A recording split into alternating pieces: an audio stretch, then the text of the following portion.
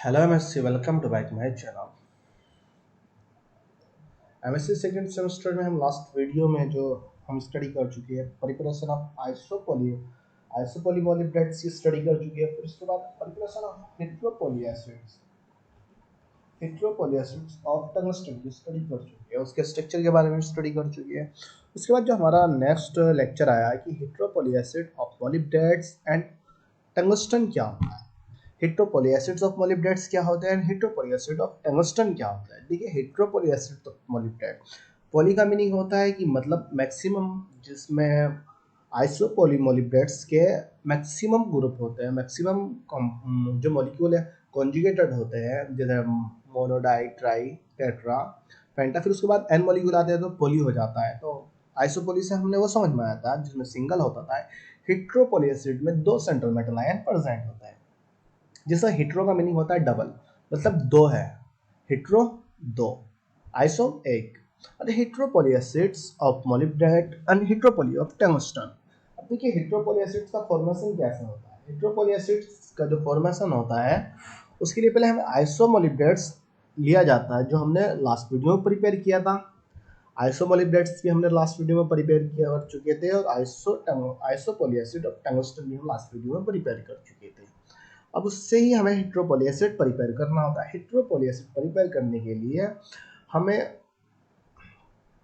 Anhydride के साथ react करानी पड़ती है। वाटर रिमूव होते हैं हाइड्रोजिनेशन, इस तरीके से हाइड्रोजिनेशन नहीं होता, रिडक्शन रिडक्शन होता है। रिडक्शन के बेस पे वाटर रिमूव हो जाता है। उसमें एक तो फास्फेरिक एसिड, आर्सेनिक एसिड, मतलब एसिड लिए जाते हैं, एसिड के साथ रिएक्ट कराई जाती है। वो अभी मैं एग्जाम्पल थ्रू आपको बता दूंगा, लेकिन पहले हम थ्योरी पढ़ते हैं। Poly acid are formed by the combination of different acid and hydride molecules. उस type of acid is known as heteropoly acid. ये बोला है जो हिट्रोपोली एसिड है वे तब फॉर्म होते हैं जब डिफरेंट टाइप के अनहाइड्राइड एसिड मॉलिक्यूल एक दूसरे से कॉम्बिनेट करते हैं और हिट्रो एसिड का फॉर्मेशन करते हैं। The first heteropoly acid was discovered by Swedish and chemist.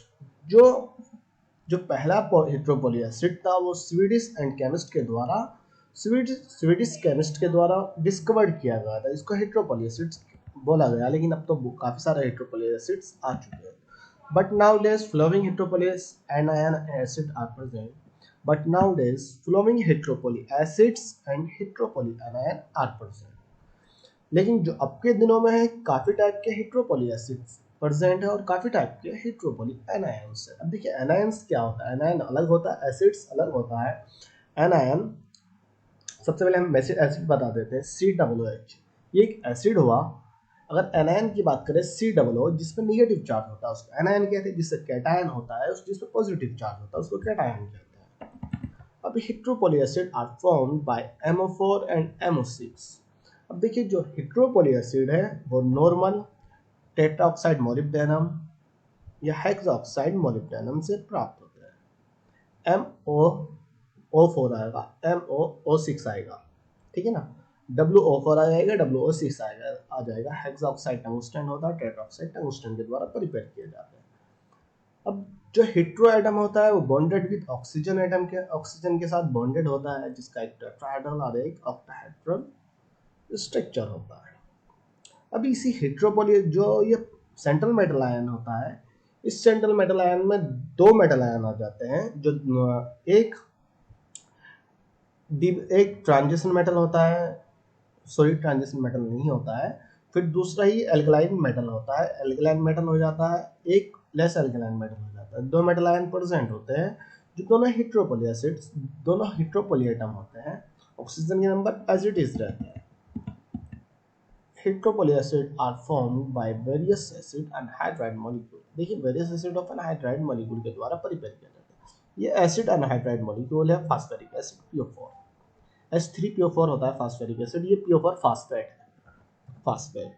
इसकी reaction MO4 MOO4 tetroxide molybdenum के 12 मॉलिक्यूल लिए जाते हैं। 12 मॉलिक्यूल की रिएक्शन फास्फेट के साथ कराई जाती है और इसका रिडक्शन होता है। रिडक्शन के बेस पे हाइड्रोजन के नंबर लिए जाते हैं।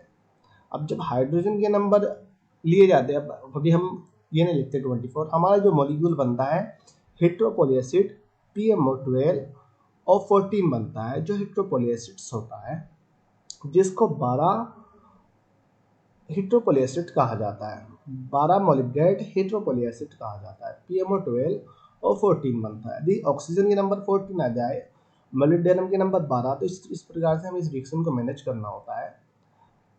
अब यहाँ पे 4 ऑक्सीजन प्रेजेंट है, तो यहाँ पे हमें 36 ऑक्सीजन चाहिए, जिसकी वजह से हमारी यहाँ पे 40 ऑक्सीजन हो जाएगी। यहाँ पे 12 मॉलिक्यूल लिए हमने ऑक्सीजन के, तो 12 चौक 48 हुए, 48 में 12 दिया 36, तो 12 ऑक्सीजन तो हमारे यहाँ से रिमूव हो गई। 12 ऑक्सीजन रिमूव करने के लिए हमें 24 हाइड्रोजन चाहिए, जब तो हमारे 12 H2O निकलेंगे। तो 24 हाइड्रोजन के नंबर 12 ऑक्सीजन के साथ रिएक्ट करने पर 12 H2O निकाल देते हैं।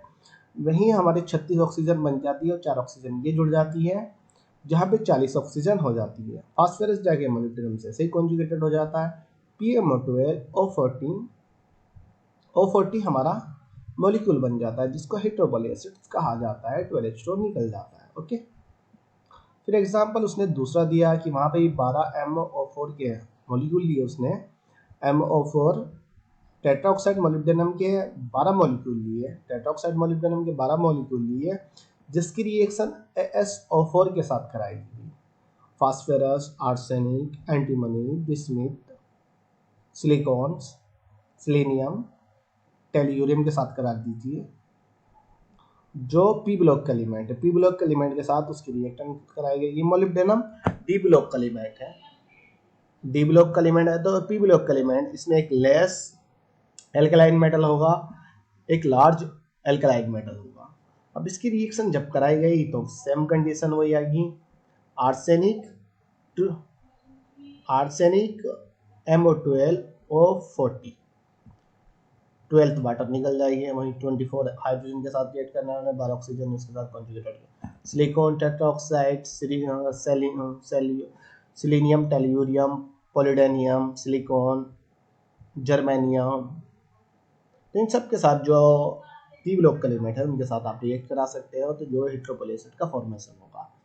फिर अगर हेट्रोपोली एसिड का फॉर्मेशन होता है, वहीं हम मोलिब्डेनम की टंगस्टन को ले सकते हैं। 12WO4 आर्सेनिक टेट्राऑक्साइड के साथ कराने पर वहाँ पे वो आर्सेनिक W12 आ जाएगा और 40 आ जाएगा। सेम कंडीशन हेट्रोपोली एसिड्स उसे कहते हैं जिसमें 2 सेंट्रल मेटल आयन होते हैं, आर्सेनिक और मोलिब्डेनम, यहाँ सेंट्रल मेटल आयन है। Okay, heteropoly acid are in aqueous solution. जो हेट्रोपोली एसिड होता है वह किस एक्वस सॉल्यूशन में एसिडिफाइड होता है। एसिडिफाइड जो होता है ईथर और एस्टर के द्वारा एसिडिफाइड होता है। Now this material purified in crystallisation form material. अभी जो क्रिस्टलाइजेशन होता है इसको प्यूरिफाई किया जाता है, वो ऑर्गेनिक सॉल्वेंट में किया जाता है या वाटर के द्वारा, एक प्योर वाटर लिया जाता है या ऑर्गेनिक सॉल्वेंट के द्वारा उसको प्यूरिफाई कर लिया जाता है। Properties of heteropoly acids. Heteropoly acids क्या होते हैं वो हमने बता दिया पीछे। हेट्रोपोली एसिड को कैसे प्रिपेयर किया जाता है वो हमने बता दिया। मोलिब्डेनम को टंगस्टन, सिर्फ मोलिब्डेनम की टंगस्टन लगा दीजिए, सेम सारी reaction. Heteropoly acid small alkali soluble in water but large alkali metal insoluble in water। वो बोल रहा है जो हेट्रोपोली एसिड होते हैं यदि स्मॉल एल्कलाई हो, एल्कलाई मेटल स्मॉल हो तो सोल्यूबल होगा वाटर में, लार्ज एल्कलाई हो तो वो इनसोल्यूबल होगा वाटर में, इनसोल्यूबल होगा। Classification of heteropoly acid of molybdenum या classification of heteropoly acid of tungsten. सिर्फ मोलिब्डेनम की जगह टंगस्टन लगाना है और कुछ नहीं करना है। There are following type of heteropoly acids of molybdenum. There are following type of heteropoly acid of tungsten. Type of 12 molybdo heteropoly acid. वही MO12 और 14 यहाँ Mn सेंट्रल मेटल आयन जो हमने लिया था, आर्सेनिक, एंटीमनी, बिस्मिथ, etc, जो P block का element है यहाँ पे MO12 और 14।